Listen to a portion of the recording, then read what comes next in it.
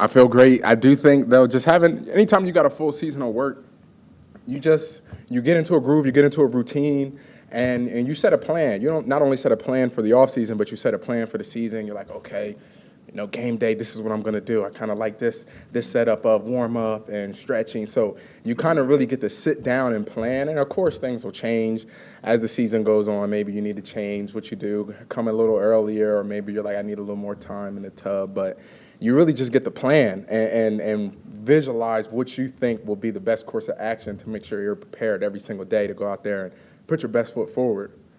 Because of that, you didn't have that plan last year for a lot of reasons.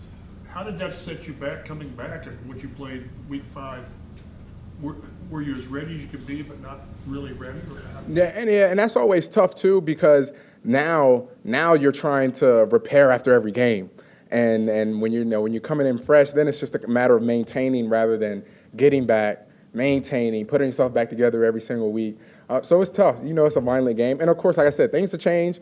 I'm sure you'll fight through. It'll be something you got to fight through, or it'll be something that you have to manage. But as long as you come in prepared and as ready as possible, you set yourself up for success. Like I said, it's a violent game, so anything can happen. But we've talked to you too. Again, so much is expected of you in NAR. You practiced 2 or 3 times last year and 2 plays. What do you anticipate this year with the practice and the preparation? You'll just have a lot more continuity. I mean, repetition, anytime you're doing something new, you do repetition. I mean, you first became a journalist, as you got more stories out, you started going, you got better and better as time went on. Look at him now. Look at him now, certified. Hey, you guys, your skill positions look a lot different right now than they did a year ago. I mean, you weren't in the lineup for a long time. And then obviously AR got hurt, the AD now. What can this group be, do you think? I think it's a young, dynamic group. It's a young, dynamic group. We had a little shift from when I first got here. We had a lot of vets, which was, for me, I enjoyed because I was able to learn. Guys like me, Pitt, Julian Blackman, we were able to learn. So now we do have a young, dynamic group. And like I just mentioned, it's going to be about continuity. It's going to be about getting those bank reps together, knowing how everyone plays, how everyone is thinking maybe, but also just, having that feel. Like I said, when you get those repetitions together, you just get that feel. There's a lot of things that you just can't rep. Like sometimes it's just a feel, like you just know, you with your linemen, your blockers, you just know, when you see them on that double team, you just feel like, oh, I know they're about to come off. So just being able to have that feel with the guys, I think will be big for us. But then at the end of the day, you just got to put it together on Sundays. That's what's going to matter. JT, you've been through injuries and things like that, but to see AR come back, grab his helmet, what's that do for the team morale and seeing him have joy again to play the game? That's how I am with anybody now. When I see them fight back through an injury, because the number one thing is when you're injured, it's one, you don't feel good, but 2, you know that there's a time span from when you will feel good and you want to fast forward, but it's a process.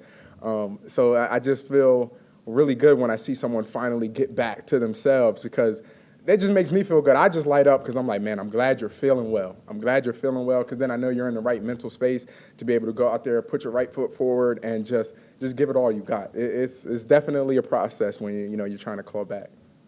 How important was it for you going into this offseason, ending last year how you did personally with that huge game against Houston? Did that change things for you? Not for the offseason, no. The offseason always has been about the work. But it was a great feeling. Really, it wasn't even a great feeling to end off the season like that, because how we ended it off. But looking back after, a few weeks, I was definitely happy to finally kind of be able to, get into a groove a little bit, at least for one game. But I will say, though, it was definitely encouraging knowing, okay, now let's just build from here. Let me just build this plan based on how I'm feeling, what needs to be done to, one, get back to base level, and then be able to grow from there, as a player, physically, mentally. I think that is kind of how I took, the end of last season. How are you leading against that running back room behind you, the guys, and Jameson are all battling out to be your number 2? So, what's been your role in helping them develop?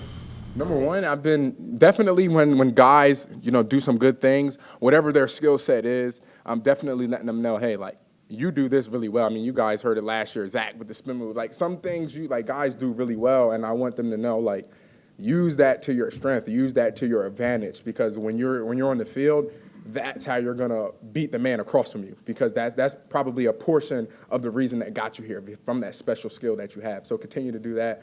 But then maybe they made a mistake that I made before. I'm like, listen, I did that before too. And I know why you did that, but this is how you have to go about it. This is the scheme. These are kind of the parameters within the scheme. So just trying to help out any way that I can. And some of the guys, they've been around, like Trey, he's been around with a few teams. So I've been asking him some questions too, like, when you guys were over here in this system, how did you guys run it? So I'm always learning. It never stops. I'm always learning as well. JT, your offensive line had some up and downs a couple of years ago, and then, last year it kind of really came together. What's next for them, and how does that benefit you the way they played last year? It's tremendous. Like I said, the continuity with the offensive line, like the blocking scheme, what's supposed to happen, but then it's that feel. It's that feel when you see how the backer is playing, and you just know, like, I know he's going to hook this guy. Like, I just feel, I know he's going to, just how the angle and just how Q plays, like, you have that feel and Also, we have another Badger in the building, so I'm excited about that. Looking forward to helping him and mentoring him a little bit as well, making sure that the guys in the offensive line help him out. But I just do think that feel is going to be really well, because when you have a great run, a hard run, it pumps those guys up as well, because they created the hole. They moved guys off of the line. So when you encourage them and, they're feeling well, you're feeling great, it's going to be hard to stop us. It's going to be hard to stop us. JT, you talked about how critical the reps are, but when you're, timeline pass is pretty limited when you're out there on the field. You're trying to maximize it, but what are the other things that you can do with your quarterback when you have this period of time, even not necessarily when you're on the practice field, to continue to cultivate that dynamic? Number one, I would say, is you got to put some work in on your own. And it's actually, sometimes it's not even physical. Sometimes it's just watching the film and then maybe shooting them a text or seeing them in the hallway like, hey, listen, on this play that we just ran, in team period, the Vista, when we ran this, what were you thinking? So sometimes it's just getting that communication, but then now you have to bank that rep, be ready for the next time you get that rep on the field, and then be able to execute it. Now, it may not happen exactly like that again, but you've banked that mental rep. I think that's a big thing that being a vet now and seeing some of the guys over the years is sometimes it's not you get a coaching point and then you immediately see it again the next time you're on the field. It may be 5 practices from now, but you'll get it right then, and the coaches are like, man, great job, way to see it. But in your mind, I had that communication already with them. So I was waiting on this moment. I was waiting on it. That's why a lot of times it's opportunity is when you have that preparation as well. That's when you have success, is when that opportunity comes, but you've been prepared for that moment. Jonathan, last year you kind of talked about being that safety net for Anthony, and obviously you didn't really get much of a chance to do that. Like, how do you still understand the importance of your role as the running back in kind of helping Anthony out as he does see things for the first time as a young quarterback in this league? I think number one is letting him, at the end of the day, especially in the gun, it's just us two back there. So just letting him know, hey, at the end of the day, I have your back. You have the offensive line, you have the guys up front, you got the guys on the perimeter with certain checks and, helping you out, but it's us back there. And I have your back 100%. If you see something downfield, like, you want your quarterback to know you have time. Like, at the end of the day, you have time. Whatever you're seeing, whatever you want to do, I'm there with you.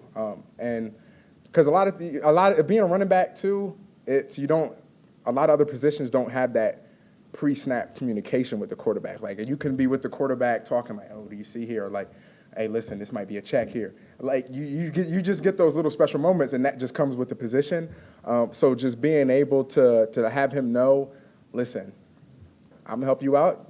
Quarterbacks help running backs out sometimes too. You never know. And like I said, it doesn't matter how long a player has been here. At least for me, I always try to learn. So it doesn't matter if, you're a first-year starting guy or, you've been here for 5 years. I'm going to ask you questions as well. So I always just like to have my quarterbacks feel comfortable and just know that, I have your back. From an offensive perspective, what's it like to see Laiatu from the other side? Quick, very quick, twitchy.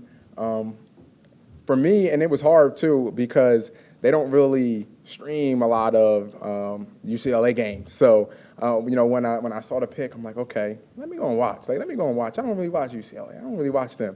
And I'm like, okay. I said, okay, I see why. But now, just full speed. And then, oh my gosh, the guys that we have up front, like, being able to learn from them And when you add that skill set, like I said, everyone has something special. So when you're able to learn from the sheet of veterans we have on the defensive front, if you're able to learn from them, but add your own specialty to it, that's when you start becoming, I feel like, your own player. So I'm excited for him to start growing into his own, becoming his own player. You know, your first year, you want to learn everything, figure out the parameters of what you need to do, but I'm excited to see him grow into becoming his own player.